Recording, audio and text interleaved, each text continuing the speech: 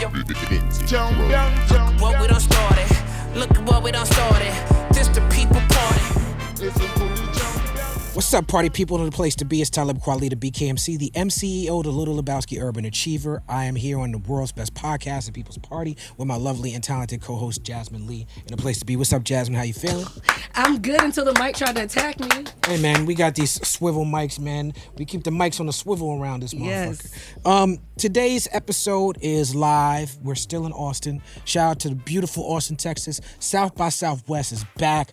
As we speak, Scratch Bastard and Jazze, Jeff, and DJ Ferno, and a whole bunch of people outside doing a barbecue and spinning. And we going, after this interview, we gonna go get us some barbecue. But right now, we have a guest on the show that represents Texas. Mm-hmm. And first of all, shout out to Texas once again. We've had such a good time here. You hear the already. Shout out to Luminary as well. We are on Luminary. Go to luminarypodcast.com or get the Luminary app to hear this podcast. Word is bond. Also, shout out Easy Studios for hosting us here in Austin, Texas. We have been having a freaking blast, and it's our last one, and I'm ready to kill it. Yeah, man. So, today's guest is a multi-platinum producer, mixing engineer, and artist who has worked with everyone from UGK to K. Michelle. That's a wide breadth. You like that word, right? Breadth. Mm-hmm. 2 Chainz, Scarface, CeeLo Green, TLC, Big Boy, Gucci Mane, Big K.R.I.T, Lil Wayne, Killer Mike, Maya, Daz, Dillinger, and of course, Talib Kweli. That's not what it says. He is not only behind the boards, he is also a skilled lyricist, even though he doesn't believe me when I tell him that he is. This man started writing poetry in the 5th grade, and now he's able to hop on songs with some of the best MCs in the business, and he more than holds his own. He definitely kills it. He is a consummate producer. His first platinum plaque was for producing on UGK's Underground Kings. He's a fixture of Houston and, at this point, Atlanta hip-hop. The owner and proprietor and operator of Mad Studios, an important haven for so many Houston names, and is in Atlanta today. He has an album with Bun B out right now called Mo Trill. Ladies and gentlemen, I need you to give some serious love to my good friend, Corey Mo, in the place to be. Man, Tabernacle. that was pretty damn good, man. That's all you, bro. Appreciate that, man. That's all. How you feeling? I'm good, man. I'm blessed by the best, posted up like a thumbtack in here at the People's Party. You know what I'm talking about? I know exactly what you talk about somehow. Yes, sir. Yeah, man. Yeah, it's dope, man. You represent Texas very well. Everything about you says Texas. Tell me about growing up in Texas and how the Texas version of hip-hop music inspired you. Shoot, man, Geto Boys. That's all I used to listen to. My older brother, Mike Mo, really inspired me a lot because he used to rap in a rap group in high school. So I was in maybe junior high, and all he used to do was just listen to music. And, he listened to a lot of Geto Boys and a lot of N.W.A. and a lot of Public Enemy. And, he had everything, So it just inspired me being in the room right next to him to just, want to be nosy and want to just listen to everything he listening to and be like him. So, I listened to a lot of Geto Boys, a lot of UGK, a lot of Devin the Dude, and you know what I mean? I was just real inspired by them guys coming up. And you used to steal his tapes too, huh? I used to steal all of them. and he would wonder where they were, and I'm right in the next room laughing, listening to all that shit. I wasn't supposed to be listening to no cussing. I probably was in the 4th grade or something, 5th grade, and I'm bumping N.W.A. every single day. That Straight Outta Compton, oh man, I used to listen to that shit so much. And that old Geto Boys, man, that's all I did. You were talking to me earlier about seeing me in a Kanye West documentary.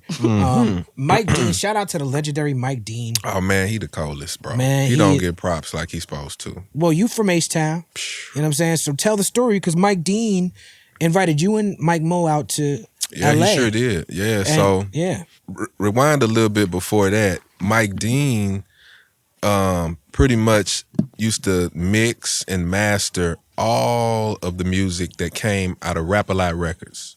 And and produced a lot of records for Rap-A-Lot, played live bass guitar, piano, like he's like super duper good. He play a lot of instruments.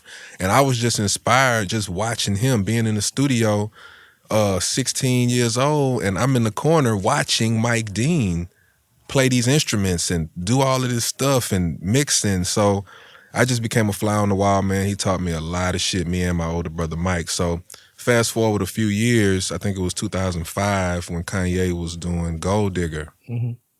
Mike Dean told us to come out to LA, and my brother was gonna help assistant engineer on the project. So we was like, hell yeah, let's go. So we all went out there, and man, that boy Kanye was in there recording Gold Digger and a bunch of sick ass records, man. And the crazy part about it, I don't think I've really told this story, but he told us to come in the sound booth. He was like, yo, come in the booth. I need you to say something real quick. Me and my brother was like, what? So we walked in the sound booth. It was me, Kanye, Mike Dean, and myself. And he like, I need y'all to say this part. We want prenup, we want prenup, yeah. I'm like, what? Okay, bet, let's do it. So we did it a couple of times, and it's on it's on the record. You know what I mean? And I got a lot of dope footage from that day, man. I mean, we stayed out there for like probably about a week and a half or 2 weeks every day at Chalice Studios. And man, that dude is such a perfectionist, man. And you know, he definitely inspired me a lot. And that was back in 2005. Yeah, man. Now, we talked a little bit about Texas rap, but it's not just Texas rap that inspired you in terms of like down south when you're growing up. You also growing up listening to 8 Ball and MJG, 3-6 Mafia. Yes, sir. But in particular, I feel like your style is very much influenced by Outkast, and not just Outkast and Goody Mob and Dungeon Family, but by Organized Noize in particular. Yes. So talk to me about the impact of Organized Noize and why you feel like they don't get their flowers. Man, Organized Noize is the coldest, man. Everybody know Outkast killed the game. And that's pretty much what Organized did, man, with Goody Mob and Cass. It was like Pimp actually brought me a CD called Society of Soul. Ooh, I had that CD. Hold on, before man. you finish, before you continue, I bought the Society of Soul album in a record shop that was in Brooklyn. It's no longer there, called Music Emporium. They had a discount bin of CDs that just wasn't, no one gave a fuck about. Right. And I'm going through it, and I saw Society of Soul, which is a great name for a group. Picked it up. Now, I'm already an Outkast fan at this point. I already know who Rico Wade is at this point. So I picked it up, and I looked on the back, and I said, Joy? Rico Wade? Big Rube? But Sleepy Brown was in it too, right? Yeah, Ray was on it. Sleepy. I wasn't familiar. I didn't understand Ray's impact at this point. I ended up working with them later. And I remember buying this CD and taking it around to my friends and playing it, and no one understood what I was listening to. Soulful, man. But please continue. I'm sorry. You just hit me in the head with the side. Yeah, it was crazy, man. So I didn't know who they were until Pimp gave me the CD. He was like, nigga, you need to study this. You need to study this. You know what I'm saying? Threw it on the table. I'm like, you know what I mean? So I had to study it. And I listened to that CD so much, man. And it just, I mean, as far as the instrumentation, man, them dudes was just ahead of their time. Just ahead of their time with the live bass and the guitars and the 808s, the way that they did it. You know? So shit, yeah, that's one of the first times I really, really paid attention to Dungeon Family and started to understand who they were. Let's talk about Tony Draper. What was his influence and legacy in Houston as you see it? Man, that boy Draper put on that's Suave House with Ball and G, and yeah, shit, that boy Draper was the man. Well, shit, he still is the man. Shout out to Tony Draper, man, certified OG. I remember Draper called me one day, this crazy. He hit me up and was like, yo, Corey Mo, I need to get in the studio. I need somebody to get in there. And I'm like, okay, bet. Man, this dude had Rick Ross come to my studio back in 04, 05, I don't know. It was so damn long ago. And he came over there and laid a verse for, I think, Ice Cube or somebody, like a feature. Yo, man, that boy Draper got his hands in everything, man. He's just a certified OG, and he put on a lot of people that a lot of people don't even know. You know what I mean? But yeah, man, that boy Draper serious business. Word up, shout out to Tony Draper. Mm-hmm. Absolutely. You have Pimp C as a mentor. And a lot of people don't understand the legacy of Pimp C. The way that people feel about Tupac is the way Right. that the South feel about Pimp C. Yes, sir. And the way that people feel about Tupac in the world is the way that Tupac felt about Pimp C. You understand what I'm saying? And already, we've been with you for a few minutes. You've already gone into stories with Pimp because he was a very, very, very huge impact on your life. Yeah. He showed you production techniques. Your first production placement was Slow Down, right? I don't know. Maybe. All right. Maybe. Well, that's what my research tells me. But that's a great record. That's what my research tells me. Tell me about your relationship with Pimp C and UGK in general. How did that come about? Well, that started way back. Really, it go back to my older brother, Mike Mo again. Shout out to Mike Mo. Shout out to Mike Mo. So, did I meet Mike Mo before I met you? no, you had needed a recording studio in Houston, and Bun told you to hit me. And Dave Dar also said the same thing, and we kind of like, I don't know. That's a wild boy. Yeah, that boy. Shout out to Dave for being a wild boy. Yeah, you can shout him out. Dave Dar. Anyway, continue. So anyway, my brother was cool with Pimp, and he went to school, college at Lamar University in Beaumont, which is right next to Port Arthur, which is just right there. So he got cool with Pimp and Bun, and he ended up buying Pimp C's Cadillac. After he bought Pimp's Cadillac, they got real cool. And he used to always be like, man, you need to listen to my little brother. You need to listen to my little brother, man. He this, he that. Check him out. And, I used to come over there and meet Pimp and, tell him how dope he was and that that he inspired me a lot. And fast forward, I guess that was 94, 95. So I must have sent him so many demo tapes and so many whack ass beats from like 94 up until like 99. And he would always be like, nah, man, put some more sauce on that, man. Put a little more ass on the kick, man. You need to do this here, man. Put a sprinkle it, you know what I mean? All the way up until teaching. Yeah. So finally, boy, it was just one beat I did. He loved that beat so much. And he got on that shit, and from that point on, he didn't record with nobody else. You know what I'm saying? So it was crazy, man. He was teaching me a lot of shit by not even, you know what I mean, teaching me kind of. It was weird, man, but yeah. Rest in peace to the Pimp. Straight up. Man, I have Pimp C on my album. I had a relationship with Bun. I'm very close to Bun. He's one of my best friends in this business, one of my best friends in the world. Yeah, me too. And such a great guy. And Bun is like me. He's like a nerd, a blurred. We talk about Star Wars and The Office and shit like that. And Pimp wasn't on a lot of that shit. And Fucks with Pimp. yeah. And we got a song, Country Cousins. Man, I'm so honored to be a part of this record because Pimp C, he's rapping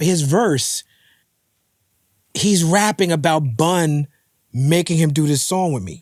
You know what I'm saying? Yeah. Like his verse is like, in Brooklyn, New York, I chill with Lord Jamal. He's telling about, he's like, basically, I fuck with all these niggas. When I'm out in LA, I chill with Ice-T. Yeah. And then he's like, my boy Bun put me on the Black Star. Right. Like what he's saying is, I know a bunch of rap niggas. Bun said I need to do a song with this nigga. I'm listening to Bun. Right.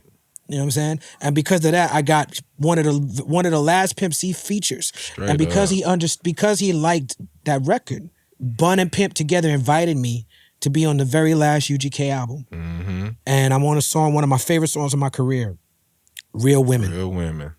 And it's Earth, Wind & Fire sample. And the original version, I think I had a curse word. I think Pimp had a curse word. And whoever owns it was like, yeah, we'll clear it for you. Got to take the cursing Can't out. be no cursing. So it's a UGK record called Real Women. And UGK is Underground Kings. Pimp C is named Pimp C. Pimps is known to go hard. You know what I'm saying? And this, but later in their career, they doing a record called Real Women, where they talking about the women in their lives. Right. And I'm a part of this record. And Raheem Devine is part of this record. And in order for Earth, Wind & Fire to clear, we couldn't curse. So it's a clean, conscious, Classic. pro Shout out women Earth, Wind, and Fire. Straight up. UGK record. Straight up. And And you- I think I laid your vocals You to were that. engineering. Yeah, I engineered that. Yeah. Man, that's classic, man. That was the good old days, dog. Yes, indeed. Now, you have on the Country Rap Tunes hoodie. Yes, sir. I'll name you one. Pimp C came Absolutely. up with that phrase, right? Yes, he did. Tell me about that phrase and what it means to you and where you've taken that phrase since then. Well, Pimp came up with the phrase country rap tunes because he kind of got offended because it was like, well, y'all think y'all can sell more records than us? Okay. Well, you can put y'all hip hop on this side of the store, and on this side of the store we can put country rap tunes. You know what I mean? He was trying to separate it, but really it's another name for Southern hip hop. He called it country rap tunes. So, when Pimp passed away, I branded the name, branded the whole, Country Rap Tunes, Country Rap Tunes Radio, got the Country Rap Tunes podcast, and I created the website. And the website is also a blog. I do a lot of promoting for other artists on there, and we also teach you the history of country rap tunes. So it's more than just a website. It's kind of like a history lesson. So it teaches you about Geto Boys and Devin the Dude and 3 6 Mafia, Outkast. The real essence of Southern hip hop. And I just, I gotta keep it going, man. I gotta keep the funky shit alive. So, country rap tune for life. Country Rap Tunes for life. All right, so you went on tour with Talib Kweli, correct? Yes. And I heard that you threw up in the car. Oh man, why you gotta tell that story, man? Listen, now you gotta tell a story. Yo, man. Dude kept breaking and Shout out to breaking. Seth Bird. Yo, man, what's up, Seth, man? Seth Bird. Yo, man. Seth was drives just like a trolling New me Yorker. on freaking Instagram. Seth cannot drive. He drives like a real He was New wearing Crocs, Yorker. that's why. Man, Crocs wasn't even out back Oh, damn. yo, man, that boy was on that break. With them like Timberlands. every 5 seconds, he just breaking and breaking. Man, I don't know what happened, but I was like, I say, man, open the door now. I jumped out that van. I had to let it go, man. That boy, that need to chill, man. He cannot drive at all.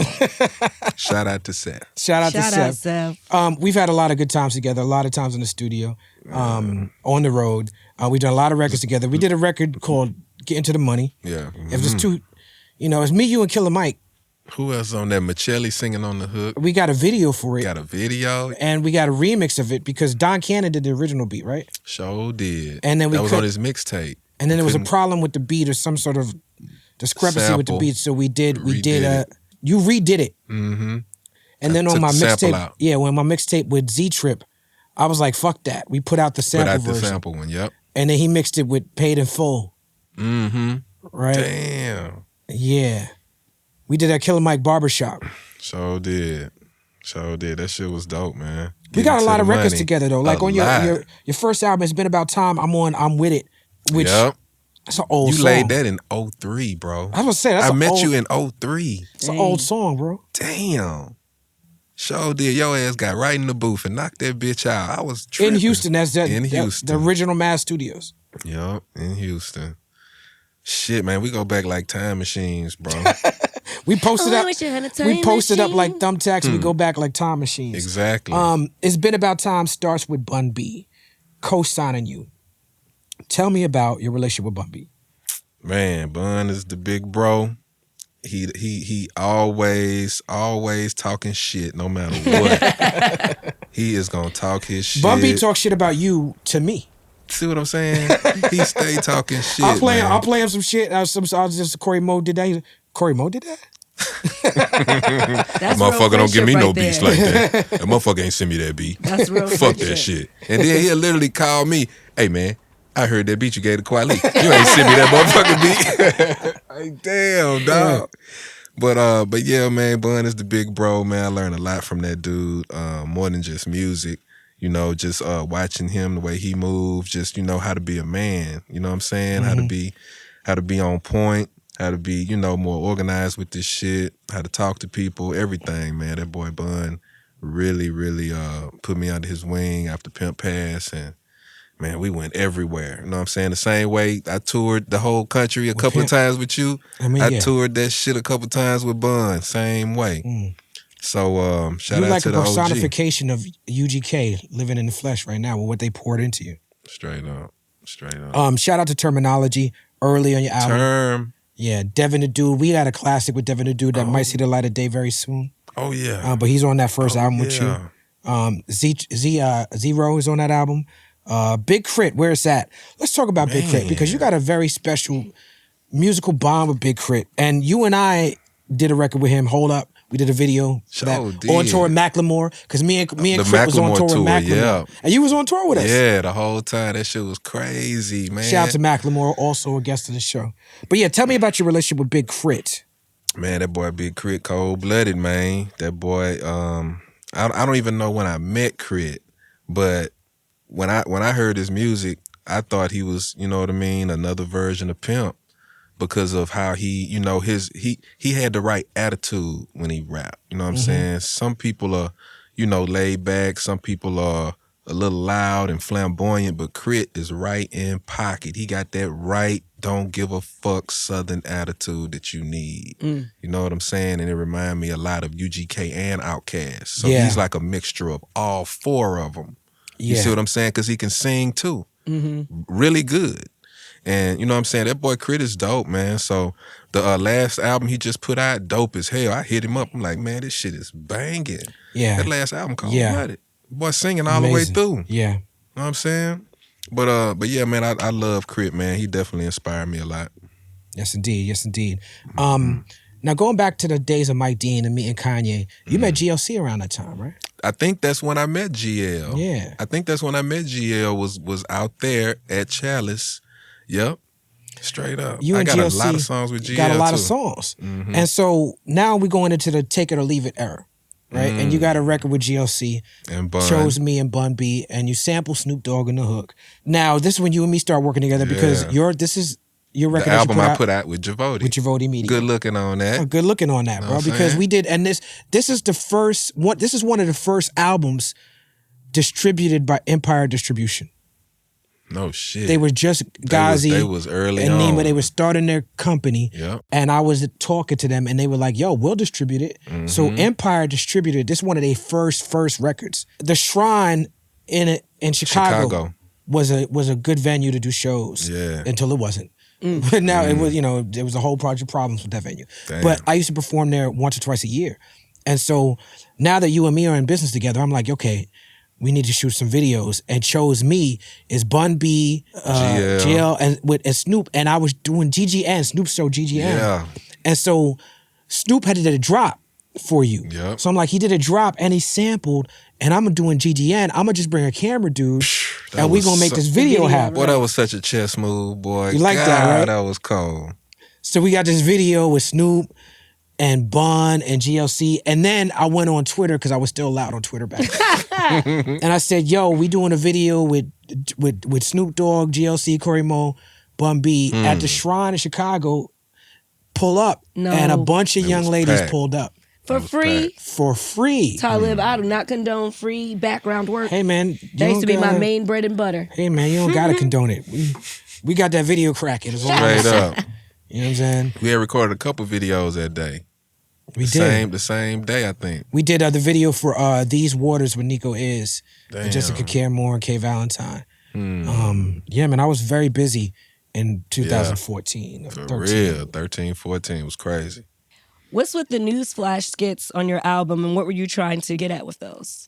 Newsflash. I think that was the one with Pimp C. And Snoop. What did he say? Newsflash. I don't even remember what he said. But you put that newsflash music behind the shit. Oh, yeah. Dun, dun, dun, dun. Yeah. I mean, I just try to get people's attention. I try to do stuff different. And, it's the wow factor for me. I like people to listen to the instrumentation, love the music, and still get a laugh out of it. You know what I'm saying? To do a complete project without skits and thought behind it is just ridiculous to me. I can't stand albums that don't have no sequence or placement or use tempo or know what key. You know what I'm saying? Like, I'm a real DJ when it comes to putting the playlist together for records. You know what I'm saying? In this era, albums feel archaic in terms of how people consume music and listen to music. And even the way in which the streaming era, it's not even like beneficial in a lot of ways for people to put out albums. We had Hobson on the show, and he said I could put out an album, right? Or I could put out a single with a hot video. And I'll get far more attention for the single than I will for the album. And then if I put out a series of singles, now when I show up at your city, I'm performing singles that everybody fuck with, as opposed to trying to perform songs of the album. And I'm doing track 12 of the album, and you might not even have heard that. Know it. Right. So you and me are both album-minded artists. Right. How do you feel in this new era where it's going back to what it used to be in the 50s and 60s, where it's more about singles? Yeah, I mean, you just gotta adapt. You gotta adapt. That's the reason why we just shot the record with me, you, Toby, Bun. Like we trying to put out videos for every song. You know what I'm saying? And I think it'll be real strategic to try to drop them every month so that the album will last the whole year. You know what I'm saying? It's just all about the marketing and promotion on that shit. But the way today is, you have to be consistent to stay relevant, man. If you don't put nothing out, people will literally forget about you quickly. You know what I'm saying? I mean, even with posting on Instagram or just being irrelevant on social media, if you take a break for a couple months, days, ain't nobody looking for you no more, period. That shit's crazy. I want to shout out Scotty ATL, Starlito, Scotty. Raheem Devon keeps coming Love up. Raheem. The truth. I remember working on the album cover for Take It or Leave It with you. We was inspired by Donald Byrd. 2 Chainz is on this album.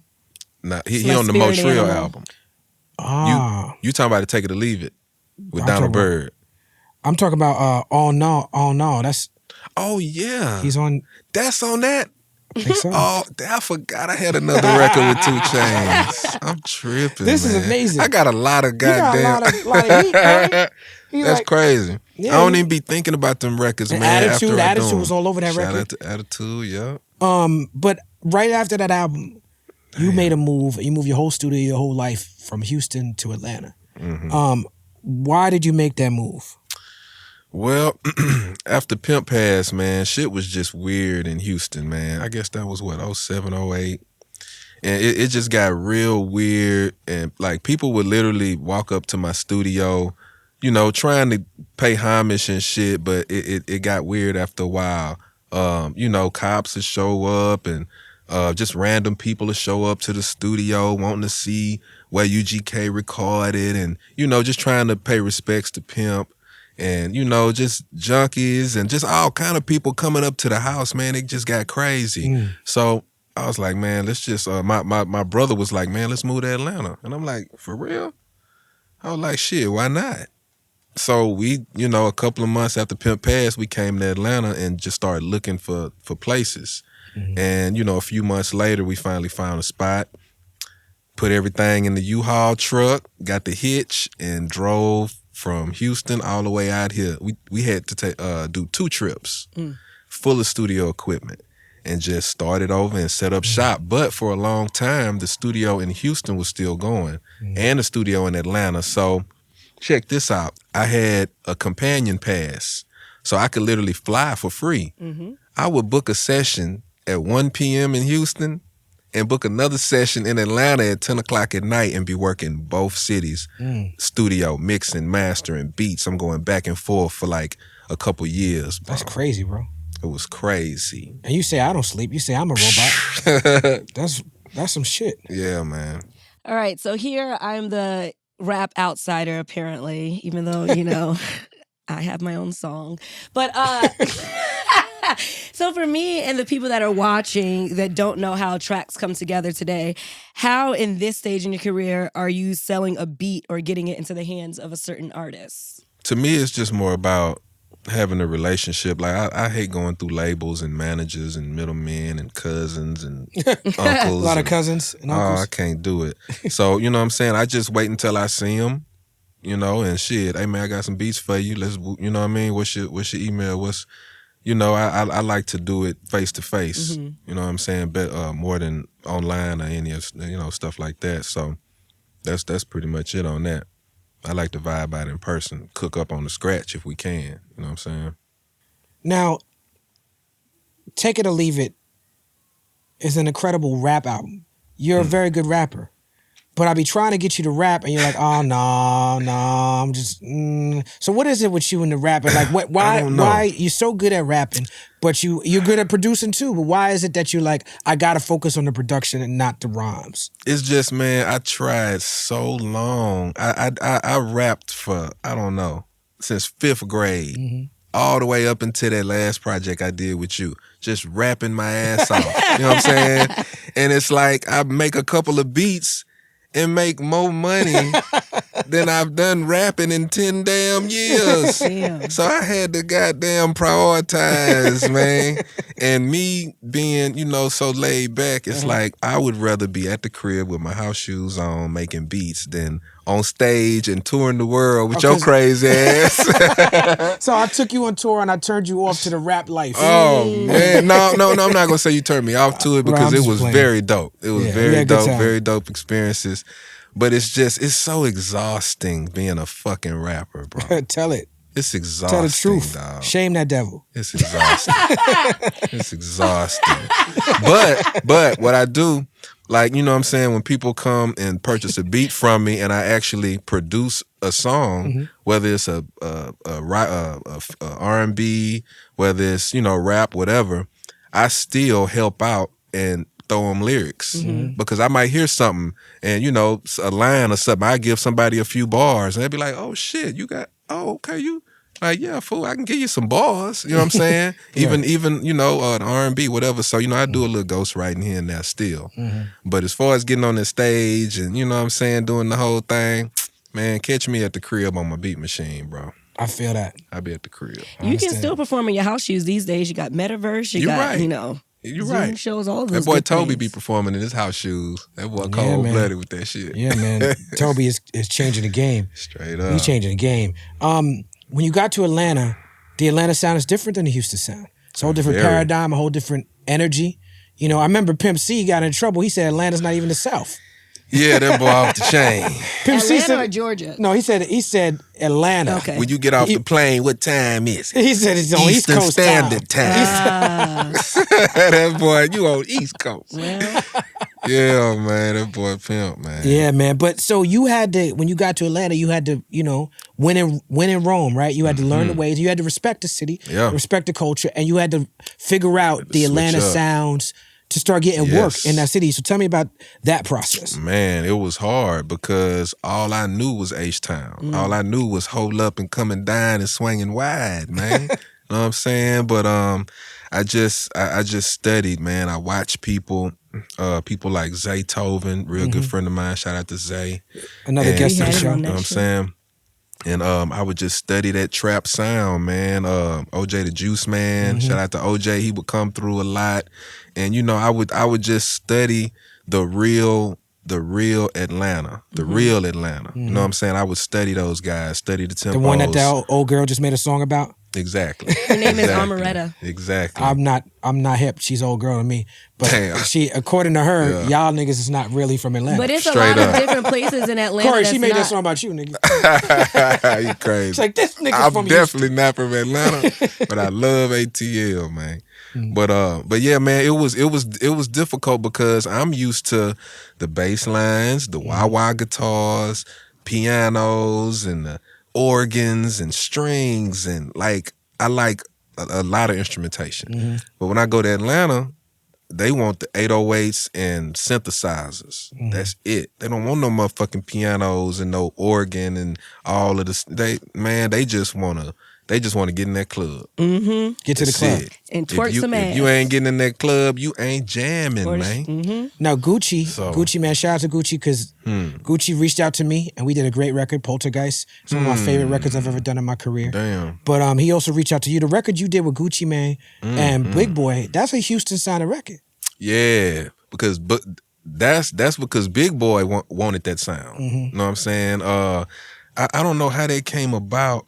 I played it for Big Boy. Man, that shit was weird. Gucci was locked up, and I ended up talking to him in jail and played the song. I don't remember. That shit was crazy. His engineer worked at my studio, and some kind of way we got that shit to Gucci, and he was like, man, I can use this shit. I can use the verse, and I ended up redoing the beat a few times, and about a year later, I played it for Big Boy some kind of way at Stankonia. He was having something at Stankonia, and he was like, man, play some shit for me. And I cut that bitch on, and the hook was already in there.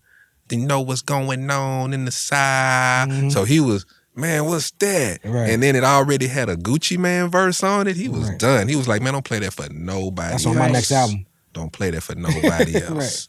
As I'm on this show, I learned that y'all just be walking around with one verse, just like, yeah, get on this, get on this. Get on this. Yeah. That's crazy. That's dope. Stankonia is such a special spot. Yeah.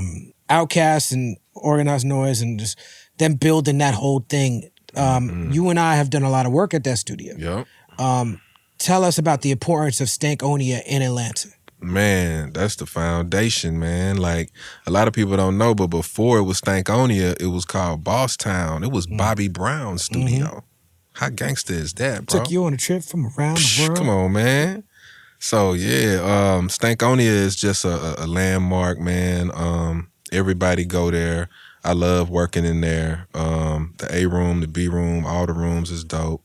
I mean, it's just a good vibe, man. I mean, shit, man, them boys recorded everything in there. Aquemini, all that shit, dog. And you could feel it you could feel it in there. Yeah, man, the hallways, you just know, man, all them plaques everywhere just inspire you, bro. Yes, indeed. Now, I already knew Jazze before I started fucking with you and Jazze. Like, I knew him from when he was in L.A. Okay. I think he spent a couple years in L.A. Okay, yeah, I'm sure. Or maybe he was flying back and forth a lot. But I mean, this is somebody who's like kind of a mentor to you as well. Did you meet him before you got to Atlanta, or you started? Yeah. Okay. Yeah. I met Jazze. I actually met Jazze online. I ended up, Pimp laid some vocals over some Jazze Faye beats, and I had to email it to him. You know what I'm saying? A lot of producers I met through email, even Manny Fresh, Jazze, a whole bunch of people that Pimp would work with. After I laid the vocals, I got to email it to the producer. So, you know what I mean? We all communicating through email for years. That makes sense. And then I ended up meeting him early 2000s. I was in Miami somewhere, one of them Kappa Beach. Yeah, and Big duets. And I bumped into him, and I was like, "What's up, man?" I say, "Corey Mo, fool. I'm the one be emailing you with Pimp." Oh shit, you know what I mean? What's up? So, you know, when I moved to Atlanta, that's, you know, the first person I called, him and Greg Street and Big Gip was like the only people I knew. And they, you know, rode me around the city, introduced me to everybody, and shit, put me on, really, out there. Word up. Shout out to Jazze Faye. That's one of my nicknames. Jazzy Fenzel, Burgundy, Obama, Luther King, Jackson 5 the first. You know what I'm talking about? I went to his studio. You took me to his studio, and I shit you not. His studio, walking in there feels like walking inside of a Crown Royal bag. What? You know the bag the Crown Royal come in? Yeah. You feel like you inside that motherfucker. Like you Straight inside. Up. It feels like the studio feels like the walls. You feel like, oh, I'm inside velvet, the Crown Royal all bag. kind of extra fly shit, man. That boy is too jiggy, man. I love it. Love Jazzy, man. Shout out to Fenzel. All right, so here at People's Party, I'm working on my catchphrases, and I'm feeling like Anywho has, like, you know, matriculated itself as a known You're thing trying that to comes make out of my fetch mouth. happen. No, you tried You're not to gonna make fetch happen. What was the word? Because I still don't know it because it didn't happen, right? What? Oh, the word that Nico, that you were trying to make happen? Quarantine. Club Quarantine. Yes. So Anywho is popping right now. So I hear you have a lot of colloquiums and phrases that you use. Can you share a couple of them with us? People know me, you know, I like to say already. Oh, Kweli know that. You got about 5 W's in there. You know what I'm saying? Yeah, there's about 4 or 5 W's in there. And already, I mean, that's pretty much mean everything, man. Hey, man, what you doing already? Where you going already? What's up already? I mean, I could say already to any goddamn thing, and it's the same meaning. You dig? So, you know what I'm saying? I say all kind of crazy shit. I don't know what I be talking about. Well, you call yourself DJ Church. DJ Church. Tabernacle. Church, tabernacle, preach, sanctuary. You know what I'm saying? I get that from Pimp, man, just being silly. You know what I'm saying? At the end of the day, shit, it is what it is. You know? Yeah, man. Thank you for keeping the UGK legacy alive. It's UGK for life. Absolutely. Always. And once again, we got to shout out Bun B. Me and Bun got some things in the works. We haven't announced yet. but you're a part of that. Bun B was the first guest on People's Party. Oh, yeah? So without Bun B, there is no People's Party. That's what's up. Bun is floating around here too, probably somewhere. He needs to come in here. And honestly, I was watching that episode, and this is why I don't smoke on the show, because I was a high, greasy, sweaty mess. First episode of People's Party, Jasmine came in hot. What the freak was wrong with me? High, greasy, sweaty? Greasy, sweaty mess. That's and funny. I said like 2 words the whole episode. Yeah, because me and Bun, we had a dynamic going back and forth. Sure. So now, this Mo Trill album, it's been a long time in the making. Man. How many songs, before Mo Trill, how many songs did you have with Bun? Man, I got so many records just sitting up in the computer, chilling, man. I got a lot of records with Bun, man. I don't even know. But, the Mo Trill album been done, for a year and a half already. You know what I'm saying? We cooked it up, like, right when the pandemic hit and we couldn't go nowhere. I started emailing Bun beats. Hey, man, come on. And the next thing you knew, 2 songs turned to 4 to 7 to 10. You already know how Bun work. He work like you. Them boys just sit up there for 10, 15 minutes. Bun came to see me in LA. He was like, I'm coming to... Bun B will fly into a city just to record with you. He flew into LA. He said, I land at 11. I'll be at the studio by 1. I'll record 5 songs by 5, and then Queenie want to get to Nobu and Malibu by 7. By 7, I love that you fucking right. He plans out the whole. That's how he plans out It's my all day. based around what Queenie want to do. That's what a husband should do. That's right. But it's very efficient. Yeah. When I was in Vegas, you came to see me in Vegas. Did. Bun B flew to Vegas, recorded 3 songs with me. I was like, let's come to the Dave Chappelle show. He's like, I gotta go back to Houston. Damn. He flew to Vegas for the day to work on some songs. Yeah, that was a fun Yeah, that's trip. how you do. Yeah, man. He did a couple of turnaround trips in Atlanta to come work with me a few times and be gone. He'd show up at 10 in the morning and be gone by 30-minute 7. flight, right? I'd be like, damn, bro, you finna go? And he would be back in Houston on your ass with some house shoes on. Some house shoes on. Reading the newspaper. You done said house shoes twice in this interview. Yeah. Yeah. Now, Jazze Faye on Mo Trill on the title track. It's amazing, bro. Lil Appreciate Kiki, it. Slim, like, it's amazing. Feel good, don't It it? feel good, bro. I It appreciate feel it, good. man. I appreciate it. Shout And you out to all talked them about boys. Hesitate with Toby and David Banner. Let's talk about what Toby is bringing and his crew, Nell, Fat, the family. Yeah, man. Is bringing not just to H-Town, but to music. Man, the boy is dope, man. He's very, very dope. I was a Toby fan long before a lot of people was, man. You know what I'm saying? He had about 40, 50,000 followers. And I was all in his DMs talking about how good he was, bro. You know what I'm saying? I knew. I knew early on, man. I gave him a lot of props. Shout out to my boy David And from your Anderson. city, too, so you extra new. H-Town. Yeah, man. You extra new. And man, when he did that freestyle on Sway, it was over with. I'm saying it was over with at that point.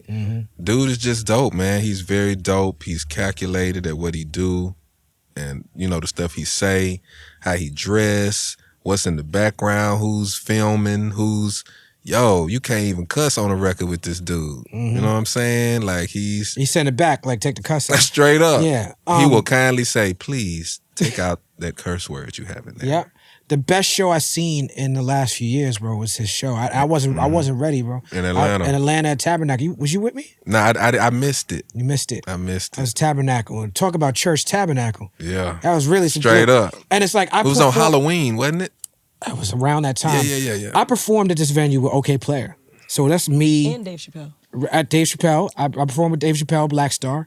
But even before that, I'm talking about like OK Player, Me, The Roots, Jazzy Fat Nasties, Slum Village, Gangstar, Big Daddy Kane.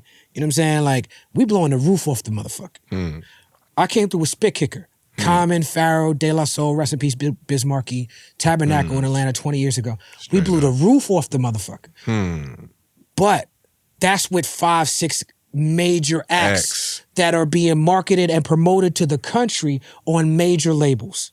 This man, Toby, By himself. came through straight independent. No, he hasn't signed a deal with nobody. Got his wife and his kids with him. Got his wife on stage. Came through independently, sold it out. I ain't see not one white face in the audience. Fully black audience, no major label, nothing behind him. And he put on the best show that I've seen in the last 10 years. Cold. I couldn't believe what my eyes was witnessing. I ain't never seen no shit like this. So shout out to Toby and shout out to Bun for just doing that rodeo rodeo situation. He killed it. 70,000, 72,000, however many. Yeah, sold out. Yes, he indeed. killed that, man. Now, you tell me about this track lib situation and how the track lib situation overlaps with Bob James. Because I just did a show at Blue Note with Bob James, legendary Bob James with all the classic hip hop samples. Yes. And I was in the studio with you, and you've been trying to explain the track lib situation to me for a minute. But but you're a producer, right? So it's like some of that was going in one ear and right out the other. Yeah. Some of it, I'll be honest with you. Yeah. And you were trying to explain to me how dope the track list situation is. But then when you said Bob James, you're like, I got access to this Bob James. So I was like, wait, what? Right? I was like, you said Bob James? Yeah. And we started listening to Bob James in the studio. So break down that whole situation. Yeah. So shout out to my boy Red over at Tracklib. So I sample a lot of records off of this website, and I build a good relationship with the people over there. And man, when I tell you, dude sent me these Bob James samples, and I just lost my mind. And I don't think they were even available yet for the world. And I had them. So I instantly went in and made about 15 beats on all of this shit, man. And he ended up, I sent it to my boy Red, and ended up playing some of the stuff for Bob James, and did some work with CeeLo, and Bob James heard it, and he wanted to come and work with us. He was like, I want to work with CeeLo and Corey Mo. This shit sounds great. So I'm like, oh shit, Bob James want to work with me. I couldn't believe it. Right. So he comes down to Atlanta. He flew down. He booked out Tree Sound Studios for like 3 days. He had a damn piano delivered, and man, it was the craziest session. And I'm in there with Bob James and CeeLo Green, bro. And you know how CeeLo is. He's the truth, bro. Now, when Bob James came to do my shows, me, Bob James, and Slick Rick. I got some records with Bob James that's coming very soon. That's brilliant. One of those Bob James samples is on this album, right? Yes, sir. The single. One of the singles with CeeLo, 2 Chainz, Wale, and Bun.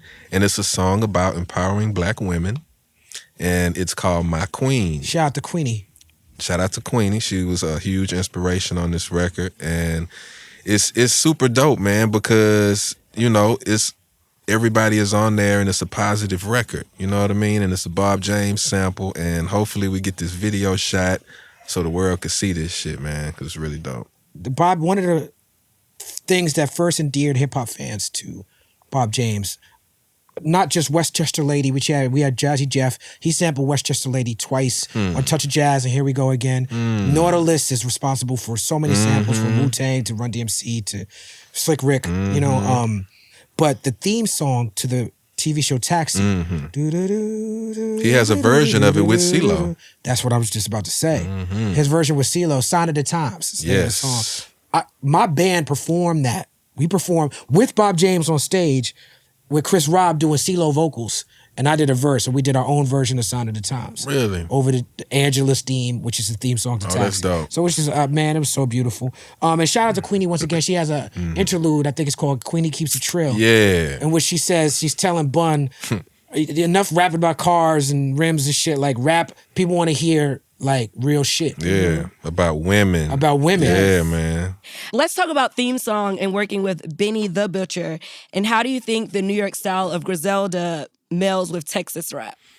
Man, Benny is dope, and that boy can rap on anything. Can't he though? Man, he the truth. I didn't even know who he was at the time that he laid the record.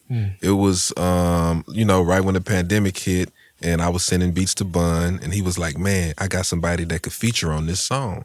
I'm like, okay, cool. He was like, yeah, man, my boy Benny. I'm like, Benny who? You know what I mean? I had no idea who he was. He say, trust me. you gonna want this dude on this record. I say, all right, go on get him on there. He sent me the record back a couple of hours later, and that shit was jamming. And, you know, fast forward 2 years later, he #1 in the game. You dig? Yeah. So, you know what I mean? Shout out to Bun for, you know, inspiring that record, man. I really, really love the theme song record. It's dope. I fuck with Benny heavy. I saw Benny, I met him in Cincinnati back in the days when I had the album with Styles P. I used to hang out with the Locks a little bit. Griselda was opening for the Locks. And it was Benny, Conway, West Side. At that time, it was all about Conway and West Side. Right. But people were like, yo, but Benny the Butcher, check for him. And I met him. I remember thinking he didn't look like a rapper to me. He looked like a street dude, but he just looked like a street dude. It's like, I didn't expect him to have so many bars like that. But he actually they tried to rob him. They tried to take him out in Houston. He got robbed. That's crazy. In Houston, right? And he bounced back quick. I think he was in the booth a couple days after that. So shout out to Benny the Butcher. Straight up. Definitely a stand-up dude. Straight and I know up. that Houston got love for him, but there's hungry and thirsty niggas everywhere. Yeah. Rappers, be careful. Just work for yourself. Like, come on. Yeah. Straight up. Pot of Gold, man. How many times did I beg you to be on this song? I don't know. I think I sent it to you first. You did, and I was like, I sent it to you a bunch of times when it was just the beat, I think. When I heard the hook, I think that's what maybe. See? That's what happens. When you sent it to me with the hook and with Bun's verse, that's when I was like, yo, what's this? That's what happens. Yeah. And you was like, this is for the Mo Trill album. I was like, nah, let me get that. He was like, nah, it's for the Mo Trill album. I'm like, yo, let me get that. Straight up. Tell me about that record. Love that Yana record. Crowley? Oh, man, Crowley, yeah. She's so dope. She is real deal gospel singer, man. Very, very talented. And Bun killed it. I mean, I don't even know what to say about that record. It's just inspiring, man, and it just feel good. And, you know, it's just different subject matter from what people is used to hearing. You know what I mean? Like, we not on that old school shit no more, man. We grown, you know what I'm saying? We trying to inspire people. We trying to teach, empower. You know what I mean? We just grown now. So, you know, I think that's one of them grown records that everybody need to hear. Yes, indeed. That's a great record. Straight up. Well, you messed up my last question for Talib. Because you had to like, well, the time has come. My voice wasn't that Say goodbye. You sound like deep. Talib wants to be a singer. Do you hear it? Just go ahead and make a singing album. I'm here for it. No, but seriously, you've been going around collecting footage of all of your travels and adventures. And what are you planning on doing with the video? Well, I'm in the process of working on a docuseries. I don't know how many parts it's gonna have, but I got so much damn footage that I could literally do 30, 40 episodes. I mean, see, Cootie just came up. Yeah, shout out to Cootie, man. Definite inspiration. But I have, I was Pimp C's, not only his personal engineer, but I'm the only person that he would even let film him. So not only do I have a lot of, footage on Pimp and Bun, but just throughout the years, everybody that would come to my studio, every session that I would have, I would just pull my camera out and just sit it on the speaker or something and, film the session. So, man, I got footage from everybody, from Slim, Paul, Chameleon, David Banner, Outkast, Lil Jon, Manny Fresh, Jazze Faye, Kweli. I mean, it just goes on and on and on. I like how my name fits right in there. I mean, you just the king of documentaries right now. Man. Yeah, man. So, man, Pimp C, I remember Big Pimpin'. That's when I knew who Pimp C was. And I was living in New York. But we used to love rapping it in the country twang because it was just so cool to us. Like Pimp C was like one of my favorites, my favorite and first Southern rappers. Yeah. Were you around Pimp when he was doing that video? No, I didn't. I wasn't there. There's a lot of stories about that video. I missed out. About how like Pimp didn't want to be on the song. Yeah. Pimp was like, yeah, who was this Jay-Z nigga? Yeah, he didn't really like the beat. What? Yeah, with all of the flutes Timberland. and whistles, he didn't like. He was like, he didn't like the beat. That's a freaking classic song. And then he didn't want it. And then he was like, he's wearing a mink in Trinidad.